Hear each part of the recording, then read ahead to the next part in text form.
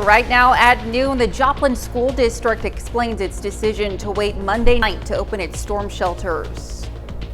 And considerably calmer conditions out there for us today. A few clouds, otherwise sunny skies and warm temperatures. We'll have a look at your forecast coming up. Plus, Missouri's governor signs a bill to boost teachers' pay, but some educators have concerns. The 4 states' most watched news starts now. Well, some property owners in both southwest Missouri and in northeast Oklahoma have dealt with the damage left by yesterday afternoon storms.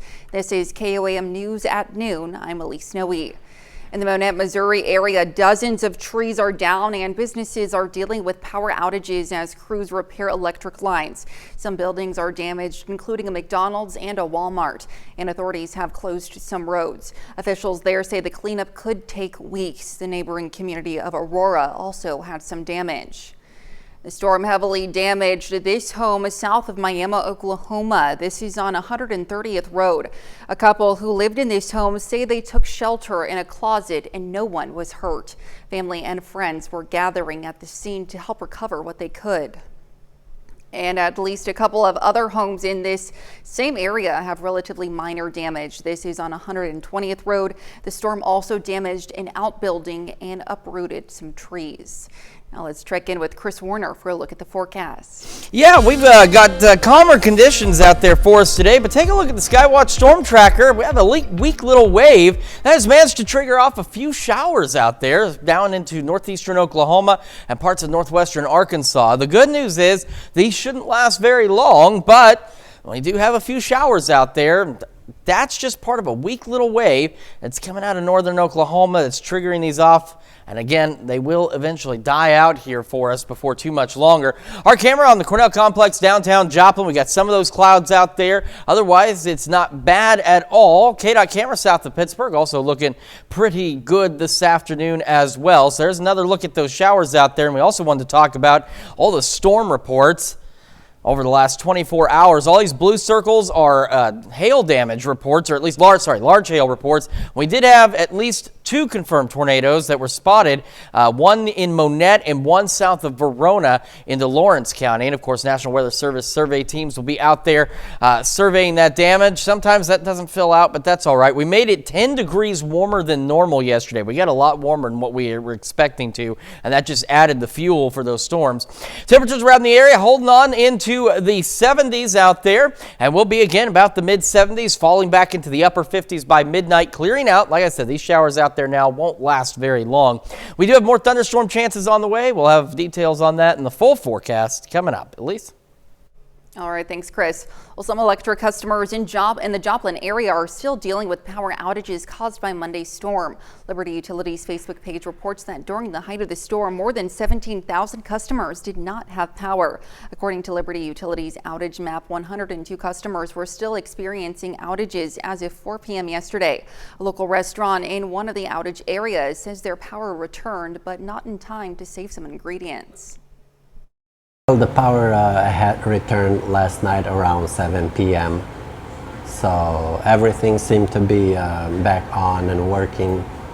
Unfortunately, we had to clean up before we opened and all that. We lost some food and stuff, but that's things like that happen. Zika says this is the first time they've lost power at their Duquesne location. Well, in keeping with policy, school storm shelters in Joplin open to the public in light of yesterday's severe storm threat. The storm shelters are set to automatically unlock in any of 3 circumstances. According to Assistant Superintendent of Schools Matt Harding, the doors to storm shelters automatically unlock if a tornado warning is issued anywhere in Jasper County. The Joplin tornado sirens are activated, or if there is an active tornado on the ground or tornado threat in a neighboring county. Missouri's governor has signed a major education bill into law. Now, many teachers, especially those in smaller districts, may see a big jump in pay. But some schools are worried about how they are going to pay for it all. Marina Silva has more from Laclede County. We did have an effort to try and both prevent the bill from passing and then asked Governor Parson to veto the bill once it has passed. We are just concerned about the fiscal aspects of the bill. Caitlin Wheely works for the Missouri School Boards Association. She says her organization tried to prevent this bill from being a law, but the governor did end up signing it. So there are some concerns. It has there's a lot of things coming together this year that particularly I think the School Boards Association and the school districts themselves are wary of, which is there's a lot of funding that schools have been using that came out of the pandemic that is coming to an end. Teacher pay is a big one. The Clever superintendent says he wishes it would help pay for all teachers. I think the one concern for me, it only helps our new teachers and not those teachers that have been here 15, 20 plus years, and I'll make sure that I'm helping them out as well. So that's kind of like I think the concern with it, but also making sure that we're going through and being able to help out everyone. Almost 100 districts sent a letter to the governor's office asking for this not to pass. A lot of them saying because the funding is not guaranteed by the state. Then districts are going to have to make some really tough decisions when it comes time to make budgets, whether that's cutting services or trying to ask their local voters to approve, in some cases, really, really substantive increases to their local taxes in order to meet this. Well, moving forward, Wheely says she's been in contact with the districts so they can be prepared and to make sure next year the School Boards Association is defending districts at the state level. Coming up, a Webb City firefighter is hanging up his helmet after serving the community for 40 years. And later, we're making the perfect fried shrimp in the Mr. Food Test Kitchen. Well, after more than 40 years serving the community, a Webb City firefighter will retire next week. KOAM's Fernanda Silva spoke with him. Soon, Jackie Clark's picture will leave this wall where the current crew is featured and will go to this one next to other fellow retired firefighters. It's scary and excited at the same time. It's like if anything's going to happen, usually happens the last few days. Clark doesn't have too many reasons to be superstitious. His very first day of work was a Friday the 13th, but even though some bad memories still haunt him. And she was conscious, really bad shape. And her screaming my name, telling me not to let her die. I occasionally still hear that in the middle of the night.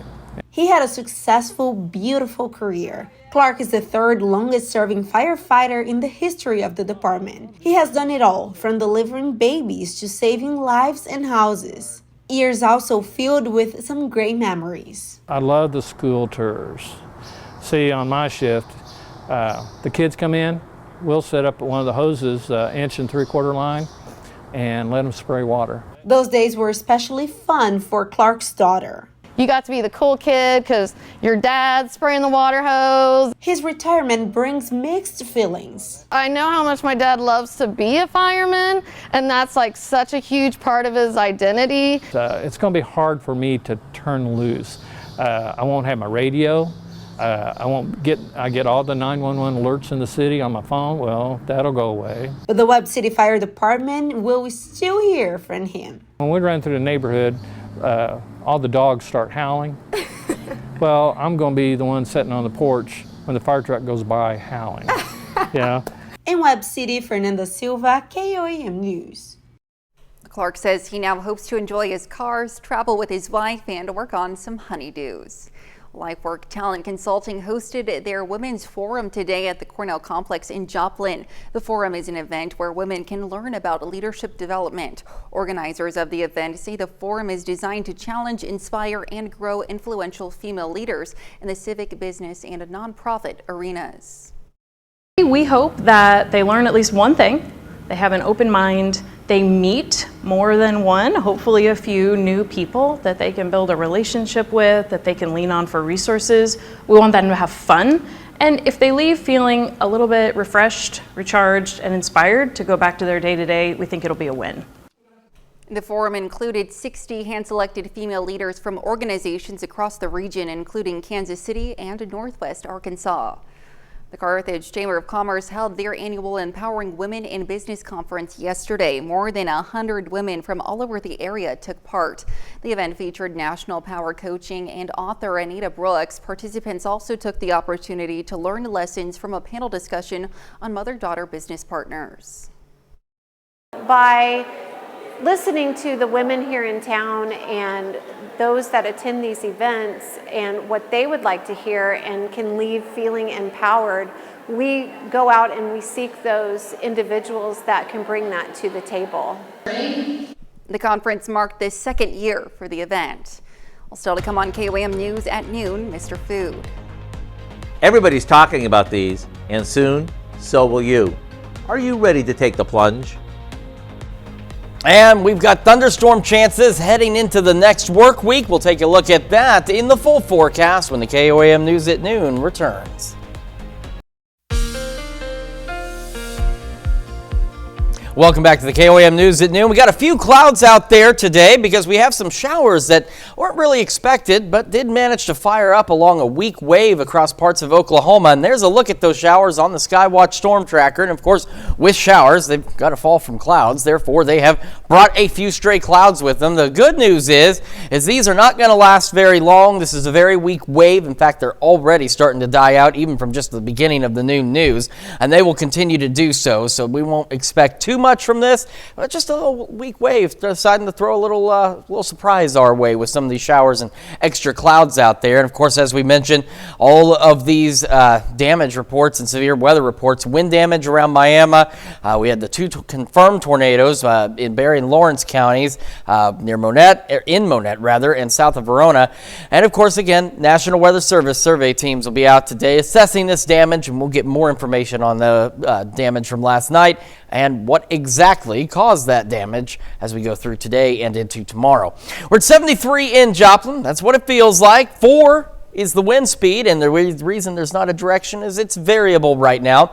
And as we look in Pittsburgh, again, not bad, 73, north-northwest breeze at about 5 miles an hour, and we could still get those occasional gusts upwards of about 20 miles an hour. Temperatures across the area are not bad either. We're all into the 70s. We've got low, mid-70s across the area. We will see these temperatures come up just a degree or two more in some locations. So again, aside from those stray showers, we're still expecting to clear out. The majority of us are sunny today. Highs again right about the mid-70s, and again some occasional wind gusts upwards of 20 miles an hour. Heading into the evening, skies are clear. We'll fall back a little bit on the cool side into the low 50s, maybe some upper 40s like what we saw this morning. Tomorrow, a little cooler, maybe even just a pinch below normal. Low 70s out there, and a light north breeze at 5 to 10, and again maybe a passing cloud or two. Now, as we mentioned, we have thunderstorm chances heading into next week. Now, the good news here is nothing so far in the long-range data is screaming severe.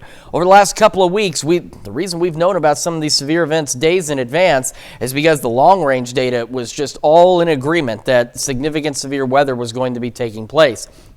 That's not the case with these thunderstorm chances. Now, of course, we're still in severe weather season, so we're going to have to keep an eye on them, but the good news is there's nothing standing out saying that significant severe weather is expected next week. So right now we're looking at just thunderstorm chances. They'll be with us most of our Monday, and they'll continue into the late evening hours, clear out, and then our Tuesday looking okay. We'll be partly cloudy out there, maybe a few showers in our far northeastern counties, and we'll be warm again back into the upper 70s. Then as we go into Wednesday, we have another disturbance out there. It's going to set off more showers and thunderstorms. Be a little more scattered out there, so it'll give us an opportunity to kind of warm up a bit on our Wednesday. And they'll continue, though, scattered storms throughout Wednesday night, and into our Thursday as well. So here's what we look like down the road.